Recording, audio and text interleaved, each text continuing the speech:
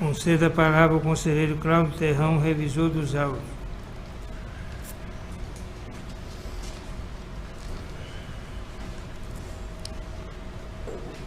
Bom dia a todos.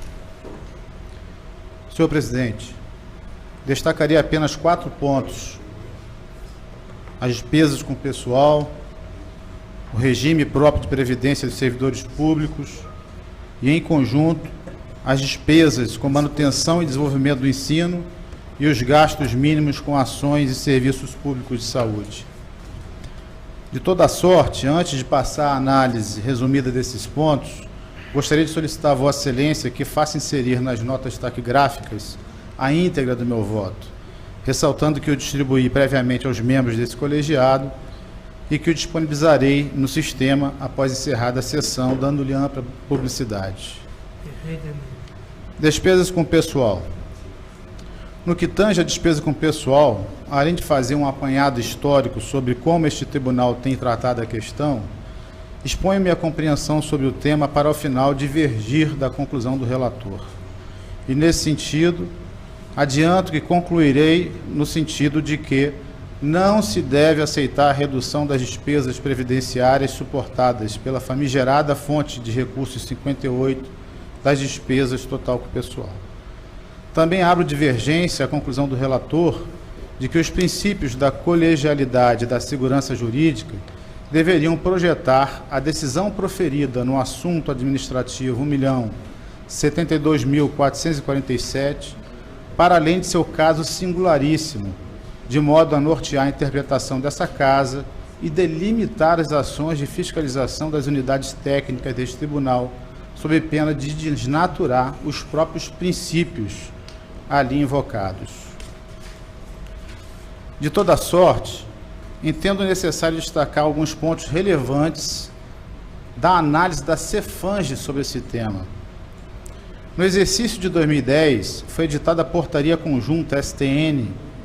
SOF número 02 de 2010, criando o elemento de despesa 97, aporte para a cobertura de déficit atuarial do regime próprio de Previdência Social, RPPS. Esse elemento de despesa objetivava registrar despesas orçamentárias com aportes periódicos destinados à cobertura do déficit atuarial, conforme plano de amortização estabelecido em lei do respectivo ente federativo, exceto as decorrentes de alíquota de contribuição suplementar. Em linguagem simples, a ideia era identificar o volume de poupança que estaria sendo feita pelo Estado para prover futuras despesas previdenciárias. A fim de verificar se estavam ocorrendo na prática o destaque desses recursos, ou seja, se o Código de Fonte de Recursos 58, aporte para a cobertura do déficit atuarial do RPPS, estava cumprindo sua função, solicitei à Cefange que apresentasse estudo acerca de quanto o Estado de Minas Gerais aportara nos últimos 5 anos para fins de reserva de natureza atuarial, poupança presente para a cobertura de futuro déficit atuarial, bem como em que contas esses recursos estariam sendo depositados ou aplicados nesse período. E aí eu chamo a atenção para o quadro número 1, Excelência, destacando que, nesse período, se de fato houvesse aportes para fins atuariais, o Estado teria mais de 42 bilhões ou quase 43 bilhões de reservas previdenciárias. Os dados levantados, conforme se verifica nesse quadro, indicaram que os recursos da fonte 58, os quais deveriam ser utilizados para a cobertura de déficit atuarial, foram, na verdade, destinados, em sua grande maioria, para o pagamento direto de despesas correntes. Vale destacar, conforme se verifica no quadro, é possível verificar ali, que 78% do montante foram empregados no elemento de despesa 1, aposentadorias do RPPS, reserva remunerada e reformas militares, e 16% no elemento 3, pensões do RPPS e do militar, além das outras que estão ali destacadas. Numa linguagem muito simples, podemos asseverar que o Estado faz, historicamente, o registro contábil de uma poupança que nunca existiu. Esses 43 bilhões de reais não existem. Então, valendo destacar aqui, portanto, que o registro de aporte atuarial não reflete a realidade, não condiz com a realidade. Essa constatação foi confirmada em estudo complementar apresentado por meio do memorando número 58 da Cefange de 2020, de 2 de dezembro de 2020. E ali ficou identificado o modus operandi, por assim dizer, que podemos dessa forma sintetizar. O recurso ingressado no Caixa do Estado como ordinário e registrado no elemento de despesa 97, por meio de despesa intra-orçamentária, enviada ao Fundo Financeiro, FUNFIP, e posteriormente, ainda durante o exercício de ingresso, utilizado para pagamento de benefícios previdenciários com indicação da fonte de recursos 58 como origem, ou seja, uma criação contábil. Reproduz-se a seguir a tabela elaborada pela equipe técnica que demonstra, de 2011 a 2019, as despesas executadas no elemento de despesa 97 com recursos de outras fontes e as despesas com benefícios previdenciários custeados com a fonte de recurso 58. Vejam só, senhores, nós estamos falando de uma poupança inexistente da ordem de mais de 61 bilhões de reais. Nós não teríamos, em princípio, problema previdenciário se isso fosse real. Vale dizer, portanto, que nesse período teríamos poupado ou produzido uma reserva, volto a dizer, de mais de 61 bilhões de reais na conta do Estado. Obviamente que isso não corresponde à realidade. Todos nós sabemos da situação fiscal do Estado hoje. Faltam recursos. Bom, feito esses breves registros, concluo, acompanhando a análise da Cefange, que no exercício de 2019, o Poder Executivo superou o limite máximo fixado na LRF, 49%, ao realizar despesas com pessoal em montante equivalente a 58,42% da receita corrente líquida. Simplesmente porque não corresponde à realidade o uso da fonte 58 como uma poupança. Isso é uma ilusão. O descumprimento desse limite pelo Poder Executivo ensejaria a imediata aplicação do disposto no artigo 23 da LRF, que determina a readequação aos limites legais nos 2 quadrimestres seguintes, sendo pelo menos 1/3 no primeiro quadrimestre, adotando-se, entre outras, as providências previstas nos parágrafos 3º e 4º do artigo 169 da Constituição, as quais incluem exoneração de comissionados, e aqui vale dizer que o Estado, ele de fato produziu uma razoável exoneração de comissionados, mas obviamente que isso é insuficiente, e detentores de função de confiança, de servidores não estáveis e, se necessário, de servidores estáveis.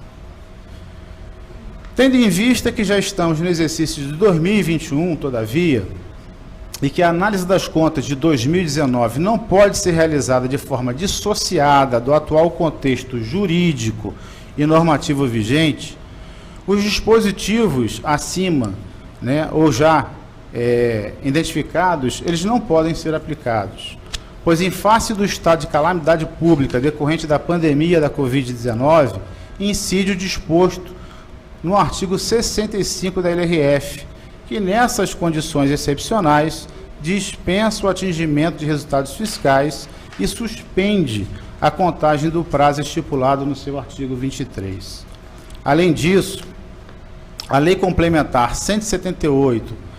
de 13 de janeiro de 2021, trouxe regramento específico para os entes federados, cujos gastos com o pessoal estejam em dissonância com as normas atinentes à responsabilidade fiscal, concedendo-lhes o prazo de 10 anos a contar de 2023 para o retorno aos limites legais nos termos do artigo 15. E aqui é curioso, porque se prevalece, né, a ilusão que nós temos de alguma forma construído, que o Estado está dentro dos limites de responsabilidade fiscal, então esse artigo não se aplica, quando na verdade a realidade é outra. O Estado está tentando aderir ao regime de recuperação fiscal exatamente porque reconhece a extrapolação desses limites. Ou seja, o momento é mais do que propício, sob pena de se perder uma vez mais a oportunidade de convergência e efetiva responsabilidade fiscal, para que os gestores públicos adotem medidas estruturantes, objetivando a eliminação dos excessos nas despesas de pessoal, bem como para que este tribunal adeque sua posição ao entendimento da STM, ao disposto na LRF e a IN número 01 de 18, e aqui vem a minha discordância, pedindo vênia ao conselheiro relator. Ademais, compreendo que o prazo de 10 anos conferido pela Lei Complementar 178 de 2021 para a readequação das despesas com o pessoal resolve prospectivamente a preocupação constante no voto do relator quanto à segurança jurídica. São 10 anos, Excelência, para que a gente possa fazer esses ajustes. Então, por essas razões, compreendo que seja necessário recomendar a todos os órgãos e poderes que, na publicação de seus relatórios de gestão fiscal, observem as orientações constantes na IN 0118 deste tribunal, na LRF, com as alterações introduzidas pela Lei Complementar 178 de 21, bem como no Manual de Demonstrativos Fiscais, o qual detalha as despesas que poderão ser deduzidas da despesa bruta com o pessoal. Do regime próprio de previdência social do servidor. A fim de melhor entender a situação em que se encontra atualmente o regime próprio dos servidores públicos mineiros, é conveniente apresentar breve histórico a respeito da criação, do funcionamento e da extinção dos mencionados fundos. O FUNPENG foi criado pela Lei Complementar 64 de 2002, sendo um fundo de regime de capitalização progressiva com o objetivo de custear os benefícios previdenciários aos seus segurados. Os servidores ativos cujo provimento tem ocorrido a partir de 1º de janeiro de 2002 e os inativos e pensionistas cujo benefício ocorra ou tivesse ocorrido após 31 de dezembro de 2012, conforme a alteração introduzida pela Lei Complementar Estadual 110 de 2009.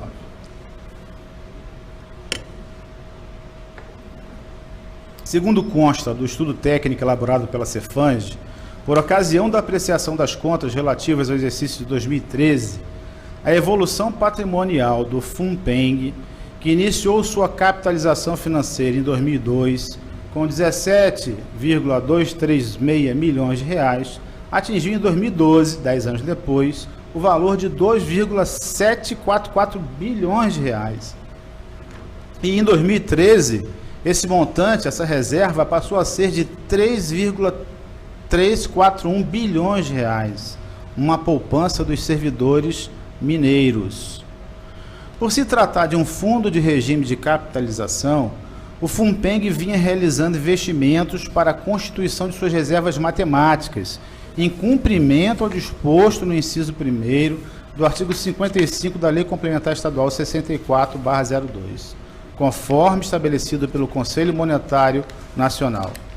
Seu ativo disponível, os 3,341 bilhões, encontrava-se aplicado em títulos de responsabilidade do Tesouro, 1,5 bilhões, um pouco mais, fundos de contas de fundos de investimentos, 1,2 bilhões, um pouco mais, operações compromissadas, 390 milhões, um pouco mais, aplicações em segmento de renda variável, 148 milhões, um pouco mais, e ainda tinha modestos R$7.000 na conta Banco Movimento. No momento da extinção do FUNPENG, ficou estabelecido que o total de recursos existentes no fundo, apurado na data de aplicação da lei que o extinguiu, seria revertido para o FUNFIP, aplicado de acordo com o disposto no inciso 11 do artigo 167 da Constituição da República e no inciso 3º do artigo 1º da Lei Federal 9717 de 98, e destinado ao pagamento de benefícios previdenciários do regime próprio de previdência social dos servidores. Dessa forma, os saldos das contas do ativo, a poupança e passivo foram transferidos para a unidade executora 1910.001, criada na unidade orçamentária 4461 FUNFIP. O FUNFIP, portanto, que fora criado pela Lei Estadual número 77 de 2004, em substituição à conta financeira de previdência, CONFIP, sendo um fundo financeiro operacionalizado em regime de repartição simples, passou assim a operacionalizar também o pagamento dos benefícios previdenciários dos segurados do FUNPENG. Enquanto não instituído o novo regime de previdência complementar, o RPC, criado pela Lei Estadual 132 de 14, a ser gerido pela Fundação de Previdência Complementar do Estado de Minas Gerais, a Previcom-MG, criada pelo Decreto Estadual 46.525 de 2014, o FUNFIP permaneceria responsável pelo pagamento dos benefícios previdenciários de todos os servidores públicos e estadual e seus dependentes. Muito embora o FUNFIP tenha recebido esses mais de R$3 bilhões de transferências em decorrência da extinção do FUNPENG, observa-se o demonstrativo da execução orçamentária relativo a dezembro de 2013 e do balanço orçamentário daquele ano, que a receita previdenciária arrecadada no montante de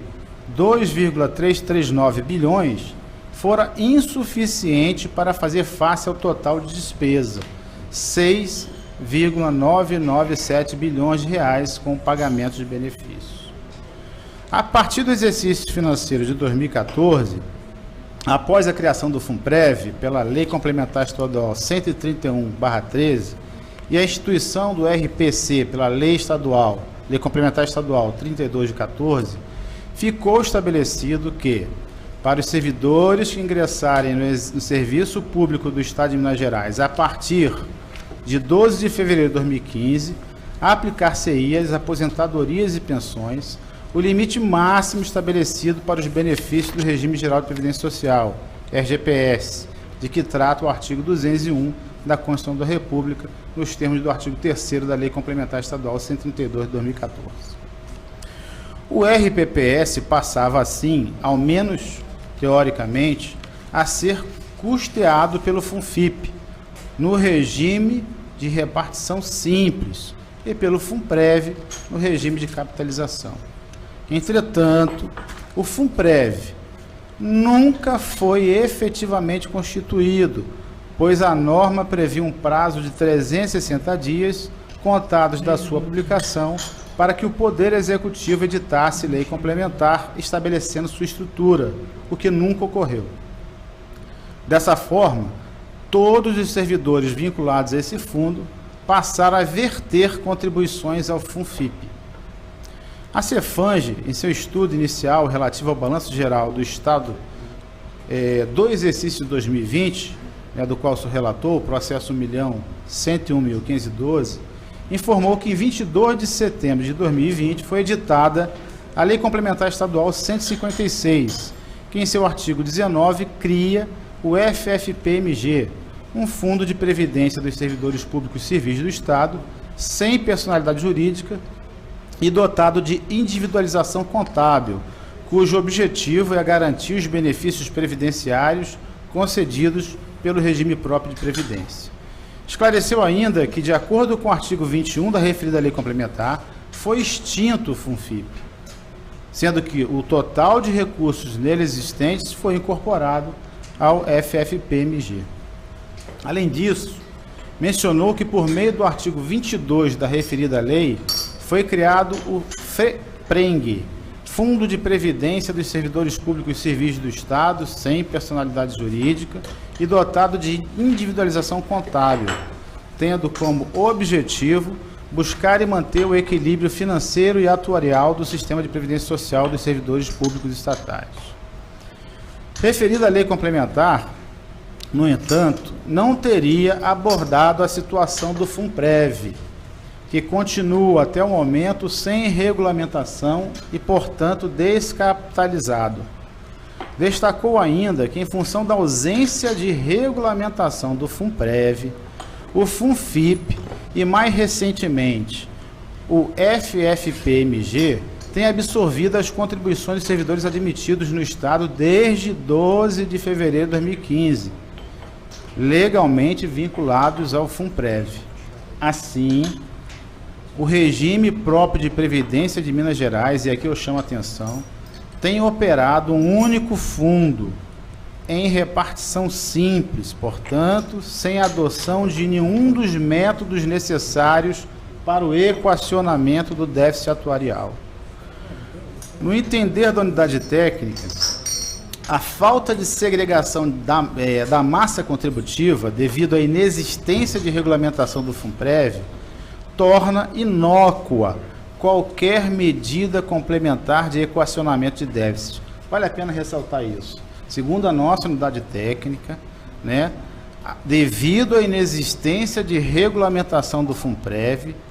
torna-se inócua qualquer medida complementar de equacionamento de déficit, uma vez que as contribuições relativas aos segurados daquele fundo estão sendo utilizadas para pagamento dos benefícios presentes, ao invés de serem devidamente capitalizados para a formação da reserva que garantia ou garantiria a cobertura de seus compromissos futuros, agravando o déficit do regime próprio de previdência social do Estado. Arrematou asseverando que, tendo em vista o intervalo de tempo de mais de 7 anos, e isso aqui é relevantíssimo, desde a previsão legal do FUNPREV, mesmo que venha a ser regulamentado, já haverá um déficit atuarial enorme, causado pela falta de acúmulo e capitalização das contribuições, o que pode inviabilizar a segregação da massa nos parâmetros legais em que se encontra. A situação relatada por certo demonstra que, até o momento, embora o Estado tenha adotado iniciativas legislativas objetivando a criação de um fundo previdenciário que operasse no regime de capitalização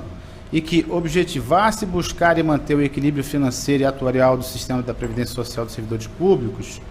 todos os recursos obtidos das contribuições patronais e dos segurados estão sendo utilizados para quitar obrigações presentes e, mesmo assim, estão sendo insuficientes para evitar repetidos e significativos déficits financeiros, conforme se demonstrará mais adiante. Além do FUNFIP e do FUNPREV, ainda existem, no âmbito da Previdência Social dos servidores públicos do Estado de Minas Gerais, um Instituto de Previdência dos Servidores Militares, o IPSM, e o Instituto de Previdência do Legislativo do Estado de Minas Gerais, o IPLENG. O IPSM tem como segurados, em caráter compulsório, o militar da ativa, o da reserva remunerada, o reformado, o juiz militar do Tribunal de Justiça Militar do Estado, o servidor civil da Polícia Militar, impedido de se inscrever como contribuinte no PSENG, o servidor civil do sistema de ensino, no desempenho de funções de magistério nos estabelecimentos da Polícia Militar. Os benefícios assegurados aos seus segurados ou beneficiários são pensão por morte, auxílio natalidade, auxílio funeral, pecúlio, auxílio reclusão e assistência à saúde. Já o IPLENG, em processo de extinção a partir da Lei Complementar Estadual 140 de 2016, tem como finalidade a concessão de benefícios previdenciários aos parlamentares estaduais e seus dependentes. Com a nova lei,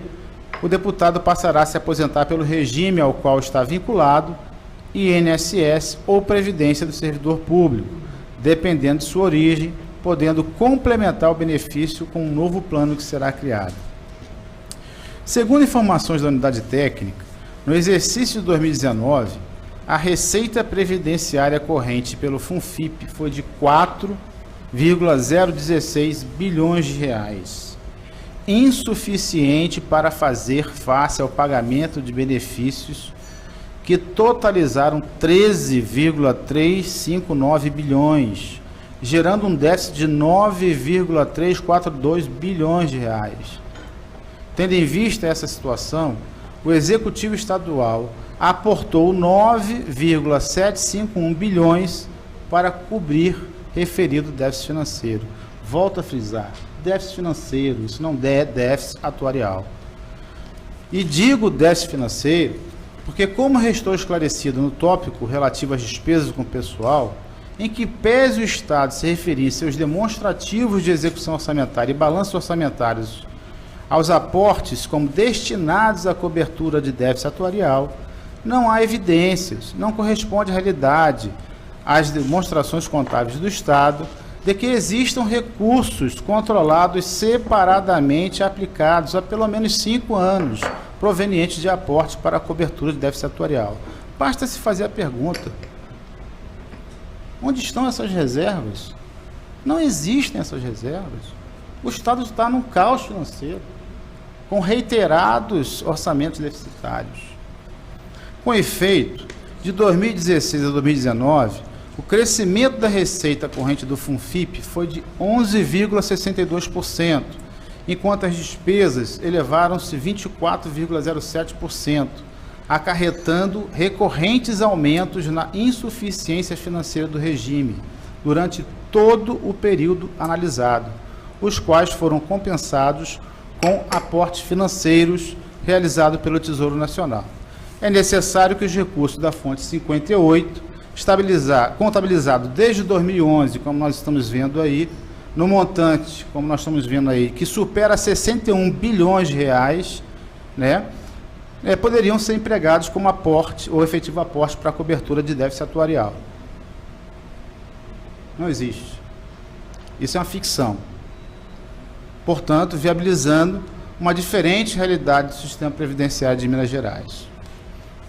Mas, como já destacado no tópico das despesas com o pessoal, essa poupança, mais uma vez eu digo, não existe. E não há reserva, porque nunca houve aporte atuarial e esses recursos já foram todos utilizados para suportar déficits financeiros do próprio sistema previdenciário.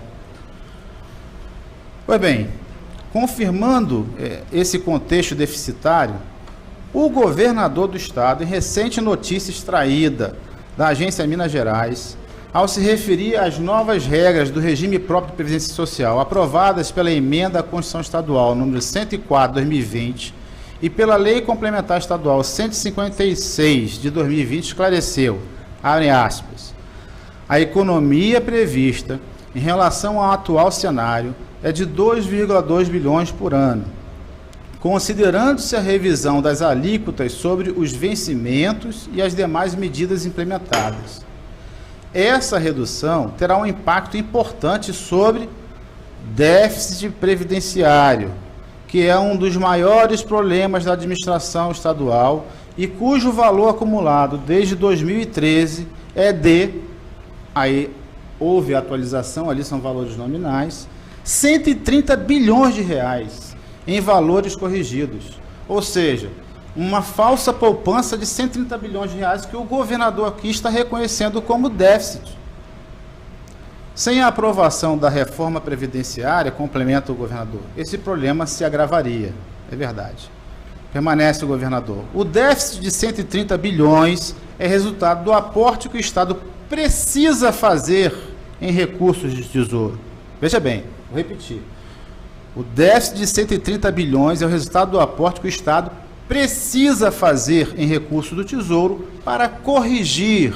ou melhor dizendo, para conseguir pagar as aposentadorias e pensões, pois somente os valores arrecadados com as contribuições patronal e dos servidores não são suficientes, fecham-se aspas, palavra do governador do Estado. Entretanto, mais especificamente no detalhamento das receitas e despesas previdenciárias consolidadas no RPPS, em que se inclui todos institutos e fundos de previdência, o cenário se mostra ainda mais grave. As contribuições dos segurados e a patronal totalizaram 6,025 bilhões, 99,11% do montante arrecadado, que correspondeu a 6,79 bilhões, face a uma despesa de 24,706 bilhões de reais, que se concentra substancialmente no pagamento de aposentadorias e reformas, 81,19%, pensões, 15,36%, enquanto o restante, 3,45%, no custeio dos demais benefícios previdenciários e das despesas administrativas. Constata-se assim que a diferença entre a receita e a despesa apresenta resultado deficitário de 18,627 bilhões de reais. Somando-se os 6,563 bilhões que o Tesouro Estadual informou como aportes para a cobertura de insuficiências financeiras, com os 9,751 bilhões que ele informa como aportes para a cobertura de déficit atuarial, que em verdade constitui também aporte para a cobertura de déficit financeiro, a situação continua deficitária, ainda assim, em 2,313 bilhões de reais, bate com o apurado. De fato, a aprovação da reforma da Previdência no âmbito federal e do Estado de Minas Gerais, como bem destacou o governador, além de objetivar garantir a sustentabilidade das aposentadorias dos servidores públicos e das pensões, tem o potencial de contribuir significativamente para o equilíbrio fiscal do Estado, permitindo que mais recursos sejam empregados em políticas públicas voltadas aos cidadãos mineiros. No entanto, cabe ressaltar que essa medida ainda não é suficiente à equalização do problema da responsabilidade na gestão fiscal previdenciária. No conjunto, indiscutivelmente, a reforma da Previdência apresentou uma iniciativa concreta positiva para fazer face ao crescimento dos gastos com inativos, os quais vêm pressionando a despesa total com o pessoal. Permanece, entretanto, e aqui é o ponto relevante, inclusive chamada a atenção pelo relator, problemas seríssimos a serem corrigidos. Destaque-se, por exemplo, em relação aos servidores militares, a realidade do IPSM. Como se sabe, esse instituto não assegura benefício de aposentadoria estrito sensu aos seus segurados, de modo que é o Tesouro Estadual quem arca com os custos atinentes aos proventos de inatividade, garantidos pela Lei Estadual 5.301 de 69. Conforme informado pela Cefange, a Lei Estadual 12.278 de 96, artigo 3º, estabelece a alíquota de contribuição equivalente a 3,5%, conforme também destacado pelo relator, incidente sobre a remuneração dos militares ativos para custeio parcial dos proventos de inatividade. E a Lei 10.366 de 90, artigo 4º, parágrafo 1º, inciso 1º, fixa em 8% sobre a remuneração de ativos e inativos a alíquota para custeio de pensões por morte, auxílio natalidade, auxílio funeral, pecúlio, auxílio reclusão e assistência à saúde. No entanto, a Lei Federal 13.954 de 19, que dispõe sobre o sistema de proteção social dos militares, aplica-se a todos os entes da Federação, por meio de seu artigo 25, que promoveu alterações no Decreto-Lei 667/69, incluindo nele o artigo 24C, e determina a incidência de contribuição sobre a remuneração de ativos, inativos e pensionistas, com alíquota idêntica à aplicável às Forças Armadas, equivalente em 2019 a 9,5%, para custear, entre aspas, aposentadorias, na verdade, as remunerações da inatividade e pensões, sendo que o percentual só poderá ser alterado a partir de 2025. Com efeito, a Secretaria da Previdência do Ministério da Economia editou a Instrução Normativa número 05, de 15 de janeiro de 2020, atualizada em 24 de janeiro de 2020, para estabelecer orientações a respeito das normas gerais de inatividade e pensões e das demais disposições relativas aos militares dos Estados, do Distrito Federal e dos territórios, estabelecidas pela Lei 13.954/19, com a modulação dos efeitos na aplicabilidade dos percentuais, em especial quando houver redução do valor final da contribuição. Falo isso porque em alguns estados a contribuição são superiores, não é o caso do estado de Minas Gerais, que é bem abaixo. Vê-se, portanto, que por força do caráter nacional da Lei 13.954/19, é necessário que os poderes executivos dos Estados-membros apresentem às respectivas Assembleias Legislativas projetos de lei visando a adequação de suas alíquotas de contribuição àquelas aplicáveis às Forças Armadas, a fim de dar sustento e efetividade ao sistema de proteção social dos militares mineiros. Segundo a análise técnica, embora a contribuição do servidor militar do Estado de Minas Gerais totalize 11,5%, não há como garantir que ao menos 9,5% desse total será direcionado à garantia dos benefícios sociais de remuneração da inatividade e pensões, o que indica que não há enquadramento com as novas regras, a da Lei 13.954/19, pois as alíquotas são diversas daquelas aplicadas às Forças Armadas, além de sua destinação para o custeio dos benefícios não estar segregada em benefícios previdenciários e demais benefícios. Todo esse cenário acarretou não só no que se refere aos militares em 2019, aliás, melhor dizendo, todo esse cenário acarretou só no que se refere aos militares em 2019, apenas nesse segmento, uma previsão pela avaliação atuarial do próprio Estado de um valor atual de insuficiências futuras da ordem de 63 bilhões de reais. O próprio Estado fez essa projeção, os quais deveriam ser acrescidos aproximadamente 10 bilhões, segundo o cálculo realizado pela Cefange, em razão da existência de algumas impropriedades nos demonstrativos apresentados. Aí seriam questões de ordem operacional ou de padrão operativo, né? Mas o fato é que o próprio Estado está reconhecendo aqui no mínimo 63 bilhões de reais, podendo chegar a 73. Diante disso, além da recente reforma da Previdência, medidas concretas ainda terão que ser adotadas com urgência para que seja possível obter o tão almejado equilíbrio do regime de previdência. Nesse sentido, considerando a situação financeira dos regimes de previdência há muito deficitária, reitero a recomendação feita pelo relator, conselheiro José Alves Viana, quando a emissão do parecer prévio relativo às contas do exercício de 2018, para que o Executivo Estadual, tendo em vista que não há a suficiente contrapartida dos servidores da Polícia Militar do Estado de Minas Gerais e do Corpo de Bombeiro Militar do Estado de Minas Gerais para o custeio dos proventos da inatividade, benefício, entre aspas, de aposentadoria, elabore projeto de lei para reformulação do regime próprio de previdência e assistência social dos militares do Estado, encaminhando ao Poder Legislativo para apreciação por constituir medida fundamental e urgente para a garantia da sustentabilidade dos regimes de previdência. Por fim,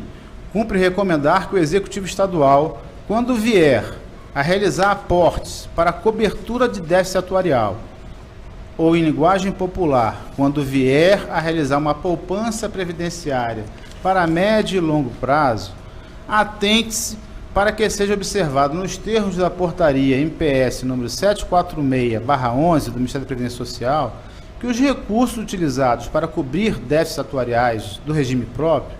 só poderão ser descontados das despesas com pessoal se observadas as seguintes condicionantes: a. Caracterize-se como despesa orçamentária com aportes destinados exclusivamente à cobertura do déficit atuarial do regime próprio, conforme plano de amortização estabelecido em lei específica do respectivo ente federativo.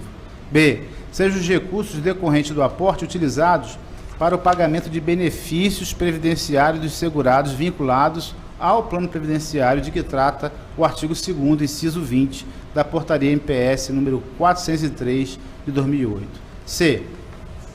controle em separado dos demais recursos, de forma a evidenciar a vinculação para qual foram instituídos. Isso é importante, segregação de massas. E D, permaneçam os recursos devidamente aplicados em conformidade com as normas vigentes, no mínimo por 5 anos. E aqui, obviamente, que nós estamos falando de reserva, poupança, aplicação financeira e assemelhados. Gastos mínimos, nesse ponto aqui eu vou fazer, presidente, em conjunto os gastos mínimos com manutenção e desenvolvimento de ensino e ações de serviços públicos de saúde, as ponderações. Gastos mínimos com manutenção e desenvolvimento do ensino e ações de serviços públicos de saúde. O relator, após minuciosa análise, acompanhando o entendimento da unidade técnica e do MPC, concluiu que, abre aspas, o Estado aplicou 19,8% da receita base de cálculo na manutenção e desenvolvimento do ensino, evidenciando o descumprimento do disposto no artigo 212 da Constituição da República, fecham aspas.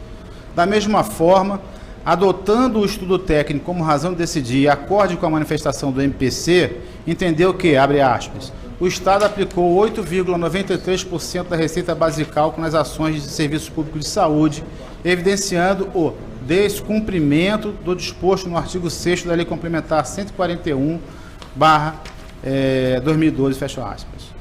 No entanto, em sua conclusão, tendo em vista o princípio da razoabilidade e da proporcionalidade, bem como por entender ser possível a subsunção dos fatos ao disposto no artigo 22 da LIMBD, votou pela emissão de parecer prévio pela aprovação das contas com ressalva, com fundamento no inciso 2º do artigo 45 da Lei Complementar Estadual 102 de 2008. Por ocasião da apreciação da prestação de contas anual do senhor Fernando da Mata Pimentel, no exercício financeiro de 2018, apresentei algumas considerações a respeito do conteúdo do artigo 22 da LIMBD. Naquela ocasião, verifiquei, como ora constato no voto do relator, ter sido conferido excessivo peso à parte inicial do dispositivo, sem considerar, sobretudo no que tange à concretização dos direitos fundamentais sociais dos cidadãos, a exemplo da educação e da saúde, a sua parte final, abrem aspas, sem prejuízo dos direitos dos administrados, fecham-se aspas. Ao indicar a necessária ponderação ao controle, nos termos previstos em seu texto, a norma, que dele se extrai, deve ser interpretada sem que os direitos dos administrados fiquem reféns de todo e qualquer obstáculo circunstancial de dado governo ou de toda e qualquer dificuldade real de ordem executiva do gestor, sobretudo quando se trata de direitos fundamentais, especialmente os direitos à saúde e à educação, em virtude da reserva orçamentária de ordem constitucional, que deve ser observada como política de Estado e não de governo. Não foi por outra razão que o próprio Constituinte originário determinou que um volume mínimo dos valores efetivamente arrecadados fossem aplicados na garantia desses direitos sociais fundamentais. Dessa forma, no meu modo de ver, a melhor interpretação para esse dispositivo é de que não é todo obstáculo e toda dificuldade do gestor que podem ser suscitados como justificativa para a não concretização dos direitos fundamentais à educação e à saúde, uma vez que a própria Constituição lhes conferiu tratamento diferenciado e especial. Em outras palavras, o governo deve ajustar suas políticas temporárias de governo, sem prejuízo dessas políticas constitucionais de Estado, devendo sempre que houver necessidade de contingenciamento, em virtude dos obstáculos e das dificuldades reais do gestor, privilegiar as políticas de Estado, em detrimento daquelas, como, abrem-se aspas, exigências das políticas públicas, fecham-se aspas. Em minha interpretação, constituem o espírito dos dispositivos inseridos na LINDB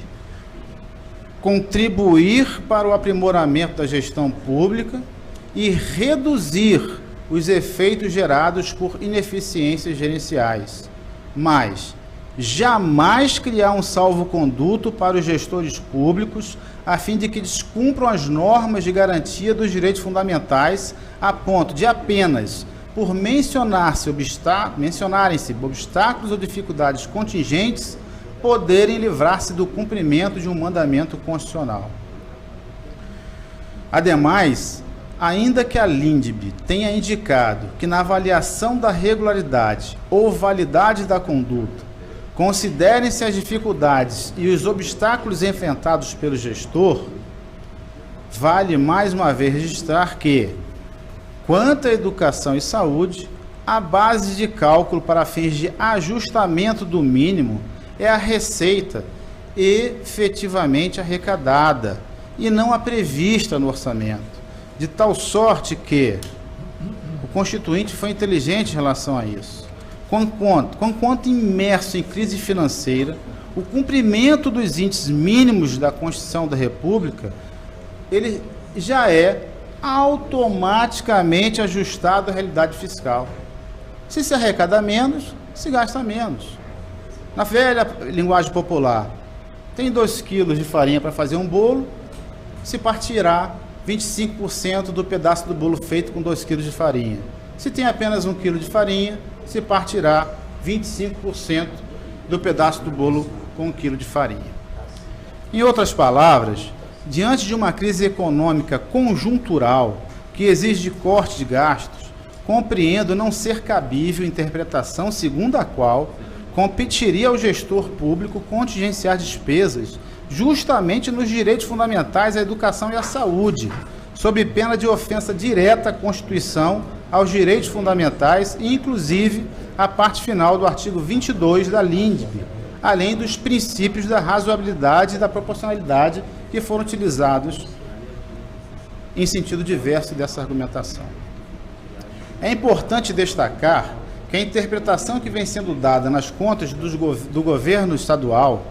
não tem sido aplicada quando da apreciação das contas dos prefeitos municipais, consoante também destaquei no voto vista apresentado quando da emissão do parecer prévio relativo ao exercício de 2018 das contas do governador Fernando Pimentel. Abre aspas.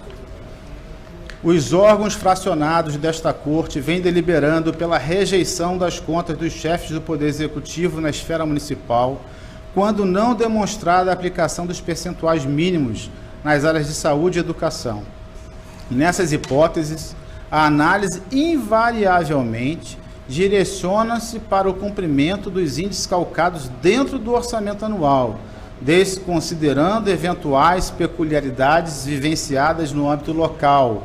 haja vista a ausência de condicionamentos da norma constitucional que fixa percentuais obrigatórios. Em outras palavras, havendo ou não crise no âmbito do município, tem se cobrado acertadamente que seus gestores apliquem um percentual mínimo sobre a receita efetivamente arrecadada, fecham-se aspas.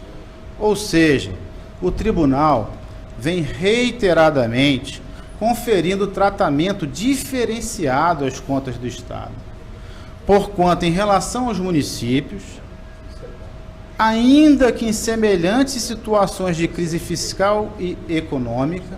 e eles não estão vivenciando crises diferenciadas, a mesma crise pandêmica, a mesma crise fiscal decorrente do federalismo, a que fez referência o doutor Sérgio, dentre outras, né? Então, não tem sido, mesmo em relação a isso, considerados os mesmos obstáculos e dificuldades reais impostos aos prefeitos municipais para desconsiderar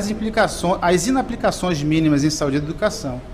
concluindo-se, nesses casos, invariavelmente pela rejeição das contas. O que se constata, na verdade, é que, considerando os percentuais de aplicação do MDE apurados pela Cefans desde 2015, o Estado de Minas Gerais deixou de investir na educação um montante total de... Vou passar aqui, senhores,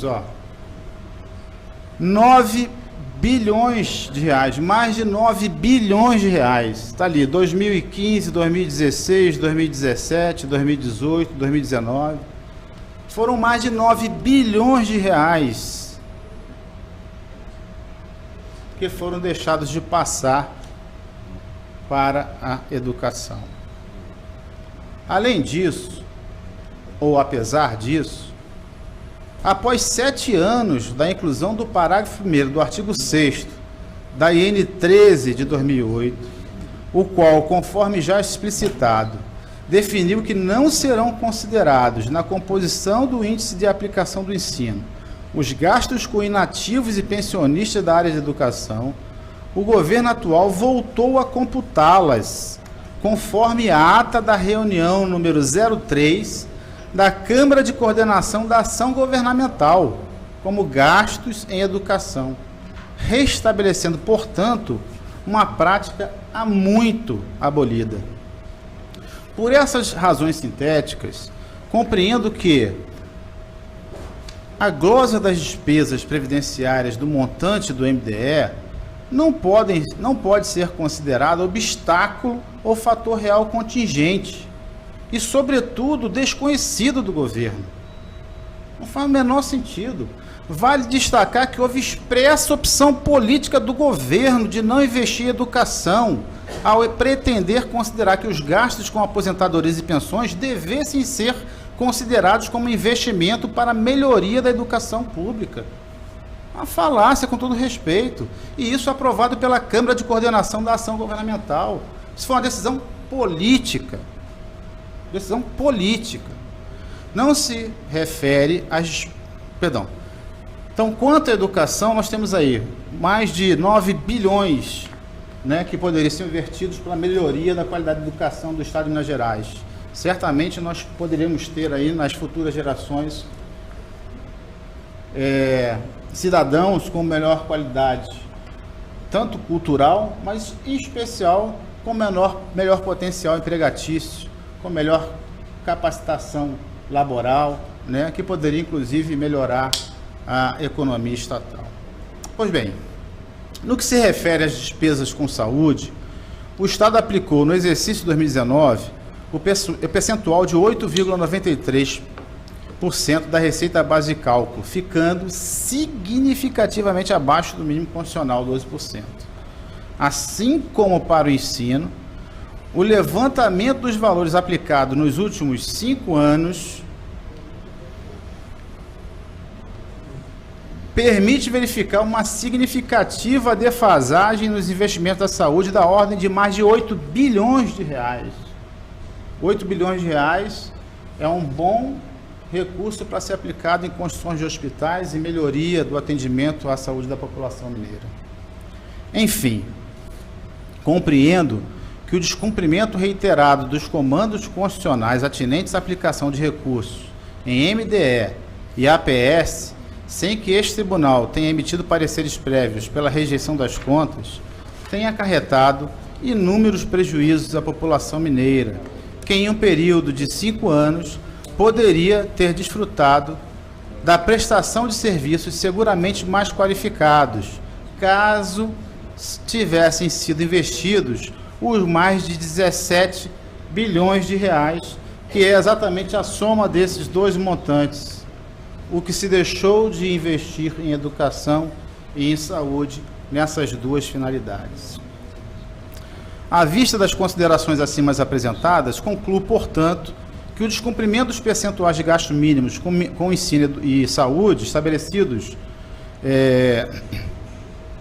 pelo artigo 212 e pelo artigo 198, ambos da Constituição de 88, este último, combinado com o artigo 6º da Lei Complementar 141/12, não é decorrente de fatores circunstanciais, obstáculos ou dificuldades reais contingentes, mas de uma opção política governamental. Determinações e recomendações. Dentre as determinações apresentadas, acompanhe integralmente o relator quanto ao teor daquelas descritas nos itens 1, 3 e 4. No que diz respeito à determinação número 2, referente às emendas parlamentares impositivas, conforme apurado pela Cefange, a atual sistemática adotada no âmbito do Estado de Minas Gerais não garante a execução equitativa a que o artigo 166, parágrafos 11 e 19 da Constituição de 88 faz alusão, abre aspas, uma vez que os valores da despesa executada por deputado estadual oscilam entre 0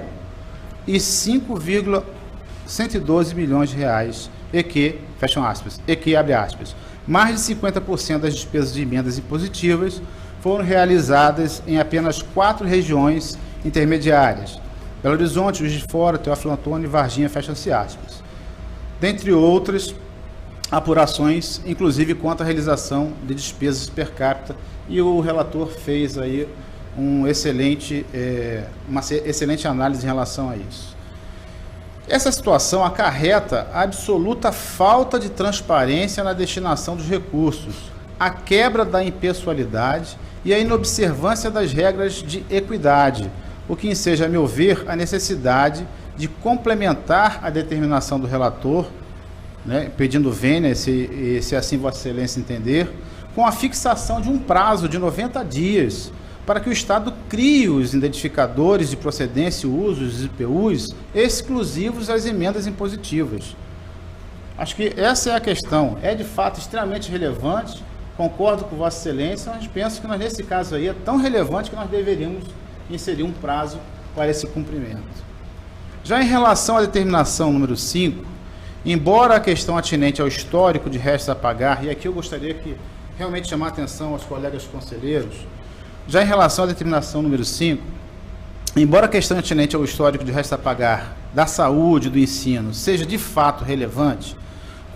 considero que o tribunal deve, ao menos nesse momento, priorizar a busca por uma solução prospectiva, capaz de resolver o problema da aplicação de recursos em APS, em ASPS e MDE em um futuro próximo.